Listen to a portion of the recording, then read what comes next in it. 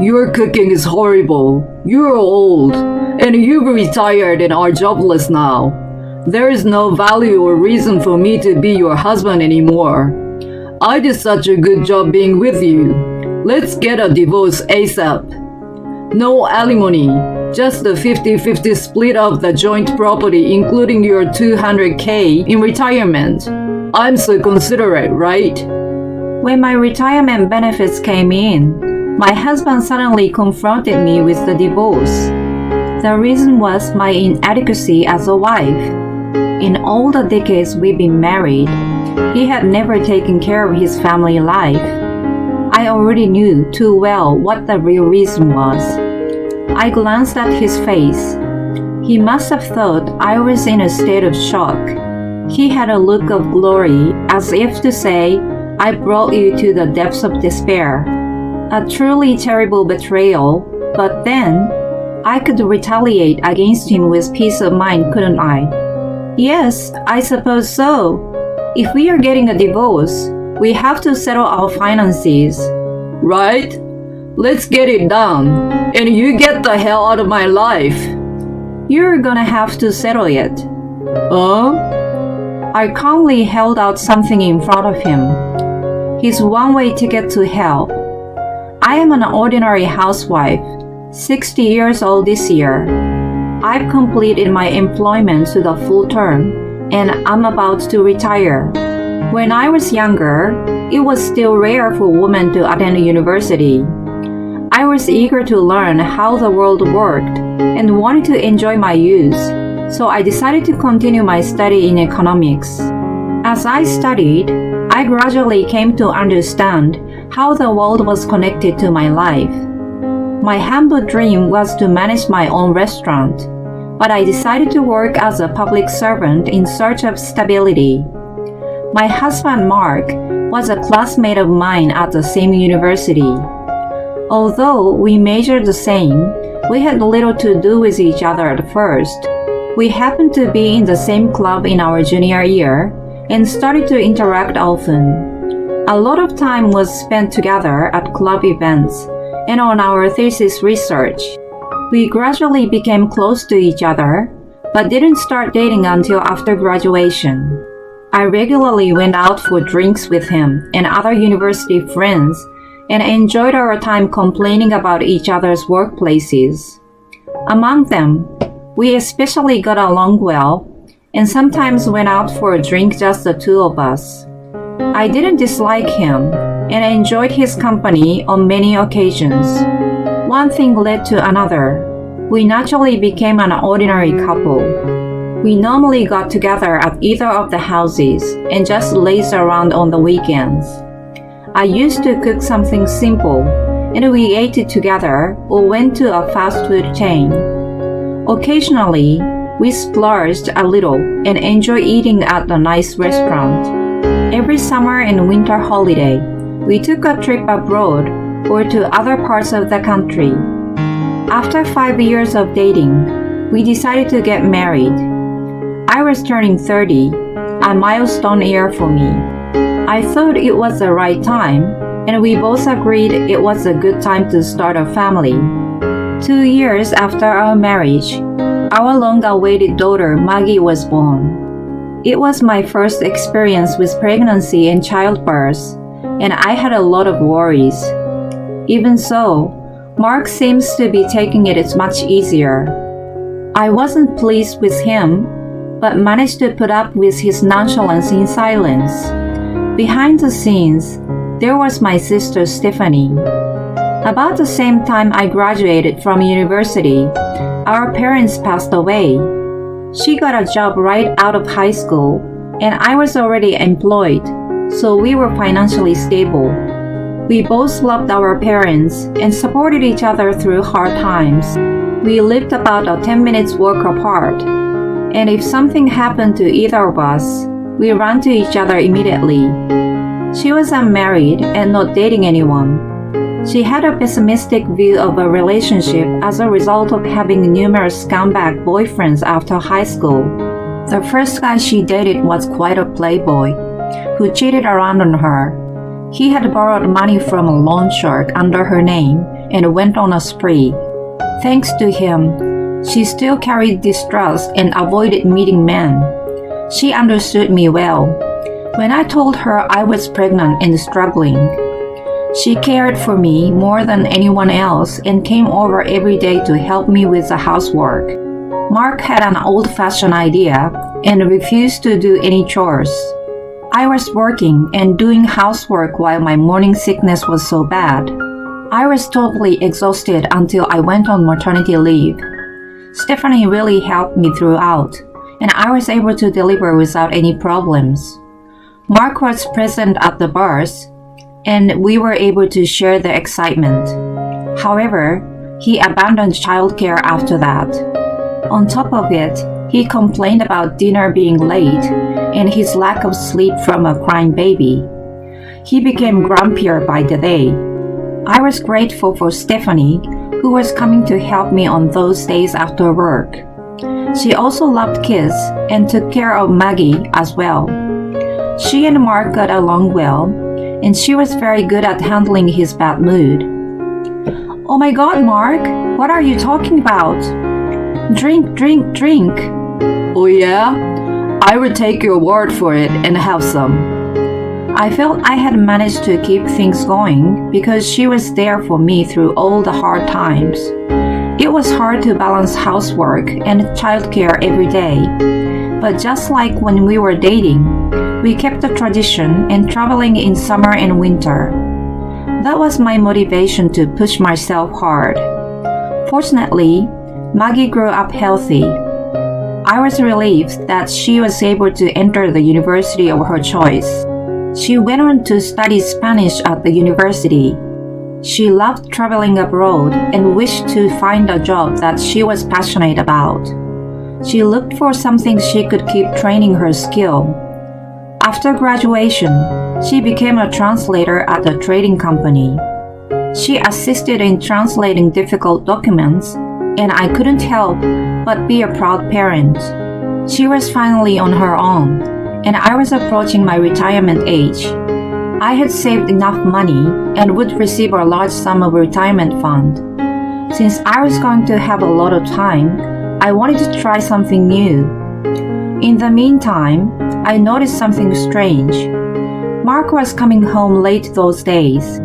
Usually, he returned within an hour after he got off of work, but he started coming home at around 10 or 11 p.m. He ate out more often than usual as well. I've been in a slightly better position these days, and I'm going out to entertain my clients. That's why I'm coming home late. I'm about to retire, so it's kind of a last push. I was skeptical that his company was entrusting such an important job to someone so close to retirement. He sounded quite happy about it, so I let it go without questioning him. Later, I asked Stephanie when she came over. "Mark has been coming home late lately. He says he's taking out his clients. Could it be that he's having an affair just before he turns 60?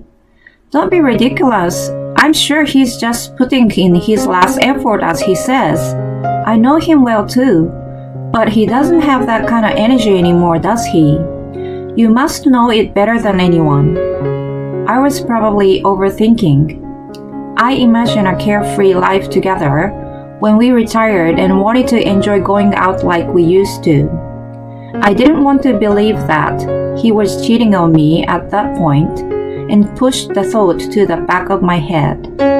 One day, while all this was going on, I got a call from Maggie. "Mom, you like to drink, don't you?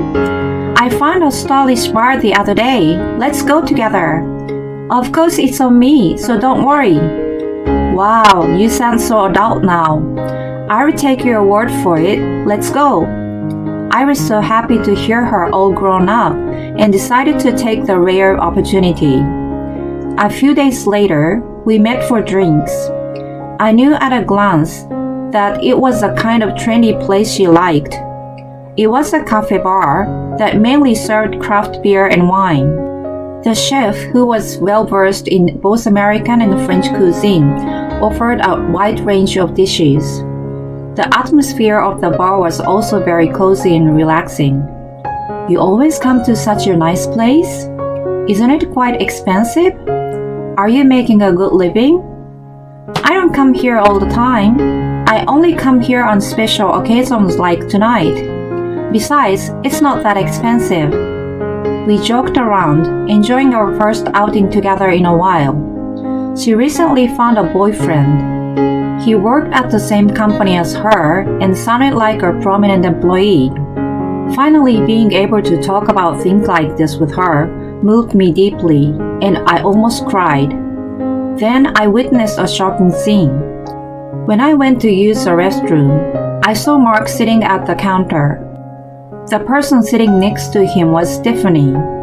I wondered why he was there with her. He was supposed to be taking his client out that night.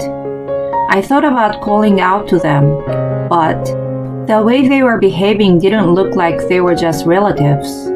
They were sitting so close and looked like they were boyfriend and girlfriend. I even saw his arm around his waist, and he had that sweet look on his face like when we used to date. I felt nostalgic and a tightness in my chest all at once. Even if he was drunk, that's a bit much, isn't it? She seems pretty happy though. I was upset, but I calmed myself down and went back to the table. Maggie sensed something from my expression. Mom, what's wrong? Are you okay? No, actually. I told her everything I had seen earlier and said, well, I guess he must have gotten tired of me. Stephanie is prettier and smarter. This is what happens when you've been together for almost 30 years. Holy cow! He's been having an affair with her? Unbelievable. You don't need to blame yourself. There's nothing wrong with the person being cheated on. The person who cheats has a problem. I'm with you, Mom. Don't let him get away with it anymore. I know what you have been going through. Let's make him regret it. She encouraged me to face up to the reality, and I decided to confront him. With advice from her, I started off by secretly taking pictures of them together as evidence. 3 months after the shocking encounter, I finally reached retirement. It was a bittersweet moment to realize that I no longer worked there after so many years, but I was also looking forward to my second life. I spent my days doing housework and what I had been wanting to do. Mark was the same age as me, and he was going to retire in 6 months. Hey, how much do you have in your retirement fund? He asked me a few days after I retired. $200,000. But what is it all of a sudden? It's mine anyway. Yeah, I know that. I'm just asking so that I can visualize how much I will get in 6 months. I could see that he was grinning, but I pretended not to notice. Then, his attitude suddenly changed about 2 months afterward. We were getting a divorce. Excuse me? What's going on? I've been thinking for a long time that I don't like your cooking. I've never really thought it tasted good. I used to think you were pretty, but now you're older. You become really haggard. I'm even embarrassed to walk outside with you. You lack empathy too. That's pretty fatal for a woman, don't you think? I don't know how I have been able to put up with you all this time. I've reached my limit, so I want a divorce. Well, that's what you've been thinking all this time. I understand. Let's get a divorce. I can't be with someone who despises me either. I immediately agreed with him. He grinned and spoke enthusiastically. Thank you for all your hard work. Now it's time to talk about our finance. I'm going to take your retirement fund. It's our shared property. I see. Then I will make sure to charge you alimony. Don't you pretend you know nothing. I don't know what you are talking about. Don't make it harder than it needs to be. Do you still insist that you don't know about this? I laid out evidence pictures of his affairs on the table. This was 2 months ago, when you said you were taking clients out but meeting Stephanie. And this was... Actually, I hired a private detective after I retired and had him collect evidence of the affairs. It turned out that he was meeting her almost every day. No wonder she stopped coming over and didn't contact me anymore. From now until the divorce is finalized, I'm going to stay with Maggie. You can have Stephanie move in and live together. Anyway, I will not be coming back. So long. I packed my suitcase with everything I needed and headed right over to Maggie's house. I informed her of the whole situation, and she warmly welcomed me in. I see you finally got it all done. Good job, Mother. Make yourself at home until you find your own place. Thank you. I will take up your offer. If your boyfriend comes over or something, I will go somewhere else, so just let me know. From there, I filed for divorce from Mark and civil tort claim against Stephanie through the lawyer I had consulted beforehand. I asked him to set the amount of alimony higher than the market rate for a mature divorce. Mark and Stephanie were quite shocked to see the amount and called me in panic. Hey, you're awful. What the hell is this amount? I asked my lawyer and he said this is a reasonable amount. There is no way to hide your affair, so can I ask you not to complain? Stephanie is with you, isn't she? I don't know how long you two have been in a relationship, but I'm pretty angry with her too. She's the only family I have left, but you both better pay up to the last cent. I will leave the rest to my lawyer. Wait a minute. I already relied on your retirement money to buy the car. What am I going to do about that? Why should I care? You bought it, so you pay for it. If you don't have the money, return it or get a loan yourself. Then I hung up on him. After that, I reported the divorce to his boss. I knew him well as he had come over for dinner several times. I figured Mark was going to save his face at work by spreading lies about me. I couldn't allow that to happen. I'm sorry to bother you, but I want to let you know that Mark and I are getting a divorce. What? He never mentioned it with me. What happened? He was having an affair with my sister. What's more, he asked for a divorce and tried to take my retirement money. Can you believe that? That's a serious matter. I will report it to my superiors. From then on, things didn't go the way Mark hoped for. The divorce was finalized, but I was a little concerned about what happened to the car he had purchased. But I didn't have time to worry about other people, so I just forgot about it. A month after Mark retired, he stormed into Maggie's house. Her place was kind of cozy, and I couldn't find an apartment I liked, so I was still staying with her. I'm sorry.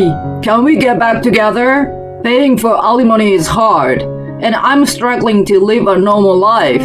He started talking about his recent situation. He had an emotionally very difficult few months at work, as what I told his boss leaked out from somewhere and made him feel ashamed.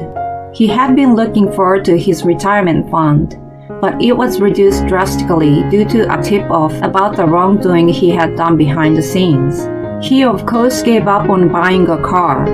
He had not saved much as he somehow depended on me, and his social security wasn't enough to live comfortably. When he was charged a big alimony, he and Stephanie had broken up. They were both struggling to pay up the amount. Stephanie was also counting on my retirement fund and bought a few things. She had a lot of credit card bills and loans that she was in financial trouble. Mark had been abandoned by her and was destined for a lonely second life. You're just after my money, right? Do you realize that you've only been talking about yourself since you got here? I have nothing to do with you anymore. You're the one who cheated on me and tried to steal my money. Karma is a bitch, you know. Now you get out. Wait. I'm really sorry. You're right. He was on his knees pleading. The way he did it looked staged, so I was sure he must have done it at work too. Maggie finally spoke up after observing our conversations. Do you know how hard life was for Mom? She had been working and taking care of the house all by herself. You never helped her with anything. If she said something, you got cranky, so she kept quiet. I always thought you were an asshole. To top it all off, you cheated on her and tried to rob her. I just can't believe it. And now you ask her to get back together because you need the money. Can you humiliate yourself even more? I never want to see your face again, you traitor. Being told this much by his daughter mortified him that he left in a miserable state. I'm completely freed from Mark now that I'm enjoying a comfortable second life. I found a perfect apartment for myself and have been throwing home parties with my ex-coworkers and friends. Thanks to my retirement fund and alimony, most of my financial problems have been solved, and I live my life without being tied down by money. I feel like my relationship with my daughter is better than before. I was recently introduced to her boyfriend. He is a nice young man, just as I had imagined. I feel I could trust him with her for the time being. They even take me on trips when they get time off. I guess she doesn't want me to feel lonely, and she says it's her time to pay me back. If there's one thing I can wish for from her, it is to see my grandchildren as soon as possible. I will wait patiently for her to reach that phase. Now that I've settled down, I'm starting to fulfill a dream I had when I was young, to run a small cafe. My second life has just begun.